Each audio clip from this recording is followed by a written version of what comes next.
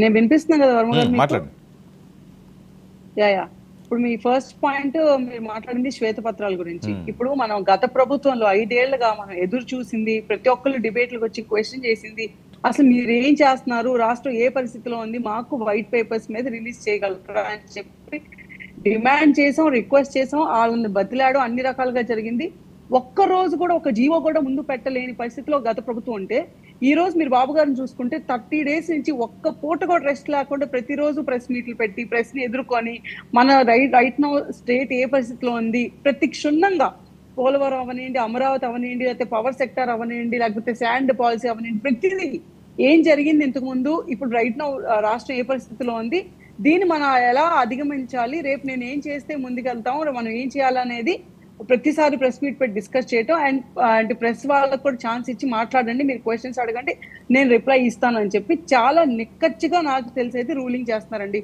I think ఈ set an example. నాకు India wide గా ఏ సీఎం అయినా ఈ రకంగా ఇన్ని గంటల రోజుకి కష్టపడి ఇంత నిక్కచ్చిగా పాలన చేసే ఒక్క సీఎం చూపించండి.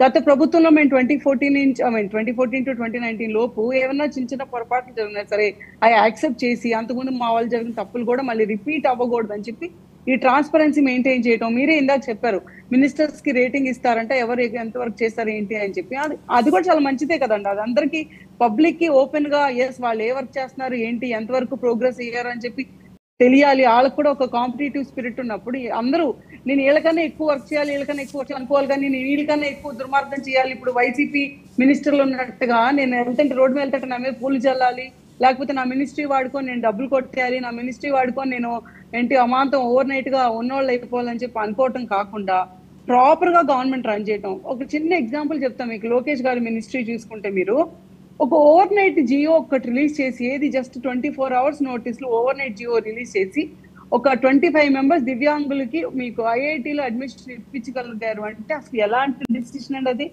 మీరు అదే గత ప్రభుత్వంతో పోల్చుకున్నట్టే YS Jaganmohan Reddy overnight GO release చేశాడు.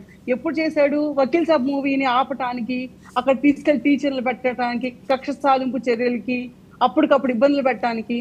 ఈ రోజు చంద్రబాబు నాయుడు గారు చెప్తున్నారు ప్రతి రాయి మీద, ఇది సర్వే రాళ్ల మీద జస్ట్ వైఎస్ఆర్ బొమ్మలు వేసుకోవటం, జగన్మోహన్ రెడ్డి బొమ్మలు వేసుకోవటం వల్ల 640 కోట్లు ఖర్చు చేశాడు.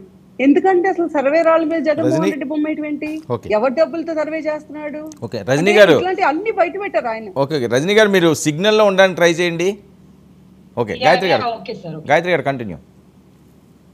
యా ఇప్పుడు మరి లోకేష్ గారు ఇంకో ఎగ్జాంపుల్ కూడా నేను చెప్తున్నాను మీకు. కువైట్ లో ఎవరో ఒక ఇండియన్ ఏదో ఇబ్బందిలో ఉన్నాడని చెప్పి తెలిస్తే 48 hours లోపు ఇప్పుడు ఆ ఇష్యూ సాల్వ్ అవటమే కాకుండా అతను ఇండియా రిటర్న్ వస్తున్నాడు. ఇప్పుడు ఎన్నిసార్లు చూసారు మన ఏపీ గవర్నమెంట్ ఎన్నిసార్లు రెస్పాండ్ అయింది ఇలాంటి క్రైసిస్ మేనేజ్మెంట్ ఇష్యూస్ లో? ఒక ఏబుల్డ్ మినిస్ట్రీని పెట్టుకోవటం, దాన్ని ఒక సరైన గైడ్ లైన్స్ ఇచ్చి నడిపించుకోవటం, దాన్ని మానిటర్ చేయటం ఎంత గొప్ప విషయం అండి.